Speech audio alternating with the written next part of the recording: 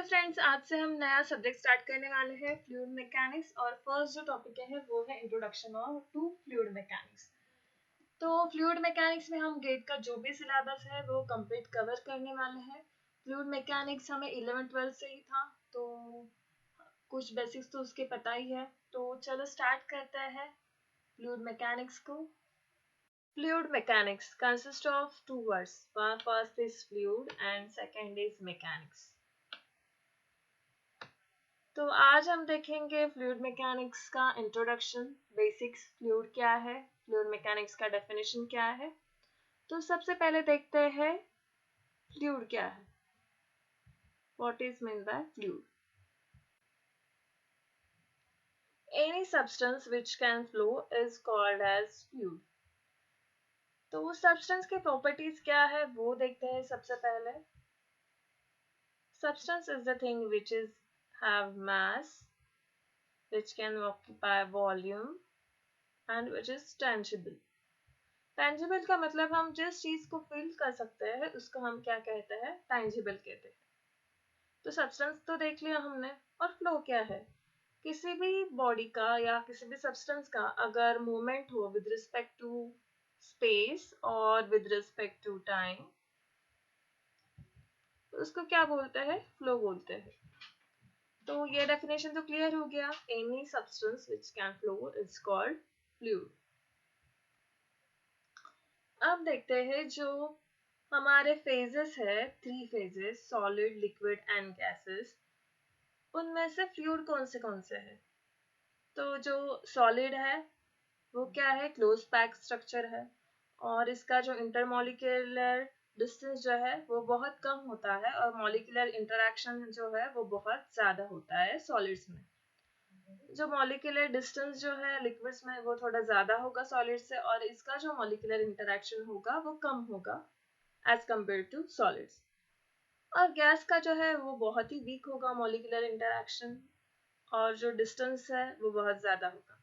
ये जो है ये क्यूबिकल कंटेनर है, और सॉलिड क्या है, सॉलिड एक क्लोज पैक स्ट्रक्चर है, तो उसमें से उसका जो वॉल्यूम है उतना ही ऑक्यूपाई किया है। लिक्विड ने जो क्यूबिकल कंटेनर का जो शेप है वो ले लिया, और गैस जो है उसने वो पूरा कंटेनर फिल कर दिया। तो जो लिक्विड और गैस जो है वो क्या है, ये फ्लूइड्स है। अगर इन पर हमने फोर्स अप्लाई किया या सिर्फ हमने ये जो कंटेनर है ये ओपन भी कर दिया तो भी गैस क्या होगा, फ्लो होने लगेगा। इस कंटेनर में देखिए, अगर हमने इस कंटेनर को टिल्ट किया तो क्या होगा, तो लिक्विड फ्लो होने लगेगा। तो सॉलिड, लिक्विड और गैसेस में से लिक्विड और गैस ये क्या है, ये फ्लूइड में कैटेगराइज होते हैं। बहुत सारे लोगों को कंफ्यूजन होता है कि गैस फ्लूइड है या नहीं, तो गैस क्या है, फ्लूइड है। तो ये तो देख लिया हमने फ्लूइड का। हम लिक्विड और गैसेस का स्टडी करेंगे फ्लूइड मैकेनिक्स में। उसके बाद देखते हैं मैकेनिक्स का डेफिनेशन। हमने मैकेनिक्स का डेफिनेशन सबको बताई है, लेकिन फिर से देख लेते हैं। Mechanics is the branch of science which deals with both static and dynamic behavior of bodies under the action of or the influence of forces। मतलब अगर हमने किसी भी बॉडी पर फोर्सेस अप्लाई किए तो उसका जो स्टैटिक एंड डायनामिक बिहेवियर जो होगा वो स्टडी करते हैं हम मैकेनिक्स में। तो फ्लूइड मैकेनिक्स क्या होगा, जो फ्लूइड का स्टडी होगा जहाँ पर स्टैटिक और डायनामिक बिहेवियर स्टडी किया जाएगा, उसको क्या बोलेंगे, फ्लूइड मैकेनिक्स। तो अब देखते हैं फ्लूइड मैकेनिक्स का definition. Fluid mechanics is the branch of science which deals with both static and dynamic behavior of fluid, is known as fluid mechanics। तो ये हो गया फ्लूइड मैकेनिक्स का डेफिनेशन। इसका डेफिनेशन तो देखा हमने। फ्लूइड मैकेनिक्स जो है वो 3 पार्ट्स में हम स्टडी करते हैं। फर्स्ट है fluid statics. It is the study of fluid at rest, मतलब रेस्ट पोजीशन पे जो भी हम स्टडी करेंगे वो क्या किस में इंक्लूड होगा, वो फ्लूइड स्टैटिक्स में इंक्लूड होगा। उसके बाद आता है fluid kinematics. It is the study of fluid in motion neglecting pressure forces, मतलब जब फ्लूइड जो है वो मोशन में होगा और हम प्रेशर फोर्सेस नेग्लेक्ट करेंगे तब उस स्टडी को क्या कहेंगे, फ्लूइड काइनेमेटिक्स। उसके बाद जो है वो है fluid dynamics. It is the study of fluid in motion considering pressure forces. मतलब जब हम प्रेशर फोर्सेस कंसिडर कर रहे हैं और फ्लूइड जो है वो मोशन में है तो उसको क्या कहेंगे, उस स्टडी को फ्लूइड डायनामिक्स कहेंगे। अगर हम देखें तो फ्लूइड स्टैटिक्स में हम जो सरफेस टेंशन वगैरह जो फिनोमेनन देखते हैं वो फ्लूइड स्टैटिक्स में आएंगे। फ्लूइड डायनामिक्स में जो फ्लो थ्रू पाइप है, बाउंड्री लेयर कंडीशंस है, बाउंड्री लेयर का जो स्टडी है वो फ्लूइड डायनामिक्स में आएगा। Fluid as a continuum is very important concept. हम देखते हैं क्या है वो। In fluid system, the concept of continuum in fluid mechanics is the continuous distribution of mass in a body of matter that is without species. तो हम consider क्या करते हैं कि जो हम बॉडी कंसिडर कर रहे हैं उसमें स्पेसिस नहीं है। तो देखिए ये ग्लास है और इसमें वाटर है। अगर हम इस पूरे ग्लास का मतलब जो भी वाटर है उसमें का अगर उसका स्टडी करें तो वो क्या होगा, वो कंटिन्यूम का स्टडी कर रहे हैं वैसे होगा, क्योंकि यहाँ पर जो मास है वो कंटिन्यूसली डिस्ट्रीब्यूटेड है। और जो ये हम अगर ये कंटिन्यूस ले रहे हैं तो जो मॉलिक्यूल्स के बिटवीन जो डिस्टेंस होता है वो क्या होगा, वो कम होगा। लेकिन अगर हम उसको जूम करें तो क्या दिखेगा हमको, हमें मॉलिक्यूलर लेवल पे मॉलिक्यूल्स दिखेंगे। और अगर हम ये मॉलिक्यूलर लेवल पर अगर स्टडी करेंगे तो वो माइक्रोस्कोपिक लेवल का स्टडी होगा। माइक्रोस्कोपिक लेवल में हम क्या कंसिडर करते हैं, होल जो बॉडी है उसको कंसिडर करते हैं और माइक्रोस्कोपिक लेवल पर सिर्फ मॉलिक्यूल्स कंसिडर करते हैं, मॉलिक्यूलर स्टडी कंसिडर करते हैं। तो ये माइक्रोस्कोपिक लेवल और माइक्रोस्कोपिक लेवल कैसे डिसाइड करता है, ये जो कंटिन्यूम है उससे डिसाइड होता है। और कंटिन्यूम डिसाइड करने के लिए नॉड्सन नंबर और मीन फ्री पाथ कैलकुलेट करना पड़ता है, तभी हम वो सिस्टम कंटिन्यूम कंसिडर कर सकते हैं या नहीं वो डिसाइड करते हैं। लेकिन उसकी हमें यहाँ पर ज़रूरत नहीं है। तो हम जो भी पढ़ेंगे फ्लूइड मैकेनिक्स में, मतलब हमारा जो भी पोर्शन है उसमें हम क्या करेंगे, हम वो मैक्रोस्कोपिक लेवल पे स्टडी करने वाले हैं। मतलब हम क्या कंसिडर करते हैं कि जो फ्लूइड है वो कंटिन्यूम है। और मोस्टली कंटिन्यूम हम उस पार्ट को बोलते हैं जहाँ पर लार्ज नंबर ऑफ मॉलिक्यूल्स हो। अगर मॉलिक्यूल्स का नंबर कम हो तो हम वो माइक्रोस्कोपिक लेवल पर स्टडी नहीं कर सकते, मतलब हम उसको कंटिन्यूम कंसिडर नहीं कर सकते। तो आपको ये क्लियर हो ही गया होगा कंटिन्यूम का कंसेप्ट। हमने जो प्रिंसिपल था कंटिन्यूम का वो तो देख लिया। इसके बाद हम सॉलिड और फ्लूइड का कंपैरिजन देखते हैं। इससे हमें जो फ्लूइड की जो प्रॉपर्टीज है वो अच्छे से समझ में आएंगी।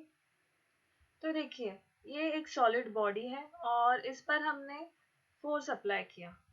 ये जो है ये शेयर फोर्स है क्योंकि ये सरफेस पर अप्लाई किया है। उसकी वजह से क्या होगा, बॉडी डिफॉर्म होगी और ये ए पॉइंट पर चला गया। ये भी साइड डिफॉर्म हुई और ये ए पॉइंट पे चली गई। उसके बाद फिर से हमने उस पर फोर्स लगाया तो क्या होगा, ये जो पॉइंट है ये बी पॉइंट पे शिफ्ट होगा, ये भी बी पॉइंट पे जाएगा। मतलब क्या हुआ, बॉडी डिफॉर्म होगी, मतलब उसमें क्या हुआ, डिफॉर्मेशन हो गया। लेकिन जब हम ये फोर्स निकाल देंगे, अगर वो विद इन इलास्टिक लिमिट होगा तो क्या होगा, बॉडी अपना जो ओरिजिनल शेप है वो रिगेन भी कर लेगी। तो ये क्या है, ये सॉलिड का प्रॉपर्टी है कि वो उसका डिफॉर्मेशन होता है और उसकी जो शेप है वो रिगेन भी कर लेता है जब हम फोर्स रिमूव करते हैं। अब हम फ्लूइड्स का देखते हैं। अब देखिए ये फ्लूइड है और इसमें हमने ये एलिमेंट कंसिडर किया और इस पर जो है हमने क्या किया, शेयर फोर्स लगाया। देखिए यहाँ पर हमने फोर्स लगाया तो क्या होगा, यहाँ पर ये जो बॉडी है वो कंटिन्यूसली डिफॉर्म होगी। मतलब हमने यहाँ पर जब सॉलिड में हमने फोर्स लगाया था तो ए पॉइंट पे डिफॉर्म हुई, उसके बाद फिर से फोर्स लगाया था बी पॉइंट पे डिफॉर्मेशन हुआ। लेकिन यहाँ पर ऐसे नहीं होगा, यहाँ पर ए पॉइंट पे इंस्टेंट डिफॉर्मेशन होगा, बी पॉइंट पे भी इंस्टेंट डिफॉर्मेशन होगा और डिफॉर्मेशन होते ही जाएगा, सिर्फ हमने थोड़ा सा फोर्स अप्लाई किया तो भी। तो फ्लूइड्स में क्या होता है, कंटिन्यूअस डिफॉर्मेशन होता है और डिफॉर्मेशन होने के बाद वो अपना शेप रिगेन नहीं कर पाते। तो ये सबसे इम्पोर्टेंट है कि फ्लूइड्स में हम जब फोर्स लगाते हैं तो उनका कंटिन्यूअस डिफॉर्मेशन होता है। वैसे सॉलिड्स में नहीं होता, सॉलिड्स में सिर्फ एक बार हमने फोर्स लगाया उसका डिफॉर्मेशन हुआ, अगर हमने फोर्स रिमूव कर लिया और विद इन इलास्टिक लिमिट है तो वो अपना शेप रिगेन भी कर लेता है। वैसे फ्लूइड्स में नहीं होता। तो ये सबसे इम्पोर्टेंट है, इससे हम डिफर कर सकते हैं कि सॉलिड कौन सा है, फ्लूइड कौन सा है। अब हम देखते हैं जब सॉलिड और फ्लूइड रेस्ट पोजीशन पे होते हैं तब उन पर कौन से स्ट्रेसेस अप्लाई होते हैं। तो सॉलिड का देखते हैं पहले, क्या उसमें टेंसाइल स्ट्रेस होता है। हाँ, जब हम बीम देखते हैं, अगर हमने उस पर टेंसाइल फोर्स अप्लाई किया तो टेंसाइल स्ट्रेस डेवलप होगा, तो मतलब सॉलिड में होता है। क्या फ्लूइड में भी जब सरफेस टेंशन का फिनोमेनन होता है तब उसमें क्या अप्लाई हो रहा होता है, टेंसाइल स्ट्रेस अप्लाई होता है। कंप्रेसिव स्ट्रेस भी सॉलिड में होता है जब हम उस पर कंप्रेसिव फोर्स अप्लाई करते हैं। फ्लूइड में भी होता है सेम, जो सरफेस टेंशन का फिनोमेना है वहां पर टेंसाइल स्ट्रेस भी प्रोड्यूस हो सकता है और कंप्रेसिव स्ट्रेस भी प्रोड्यूस हो सकता है। शेयर स्ट्रेस भी जब हम शेयर फोर्स अप्लाई करते हैं रेस्ट पोजीशन पे, अगर बीम हो तो उसमें शेयर स्ट्रेस डेवलप होता है। लेकिन फ्लूइड जो है उनमें रेस्ट पोजीशन पे जो शेयर स्ट्रेस है वो 0 होता है। और शेयर स्ट्रेस कब डेवलप होता है, जब फ्लूइड फ्लो करने लगे तभी क्या होगा, तभी उसमें क्या होगा, शेयर स्ट्रेस डेवलप होगा। नहीं तो रेस्ट पोजीशन पे शेयर स्ट्रेस जो है वो फ्लूइड में 0 होता है, क्योंकि जब फ्लूइड के लेयर्स में रेजिस्टेंस होगा तभी शेयर स्ट्रेस डेवलप होगा। तो आज के लिए इतना ही। अगले लेक्चर में हम प्रॉपर्टीज ऑफ फ्लूइड देखेंगे। Thank you.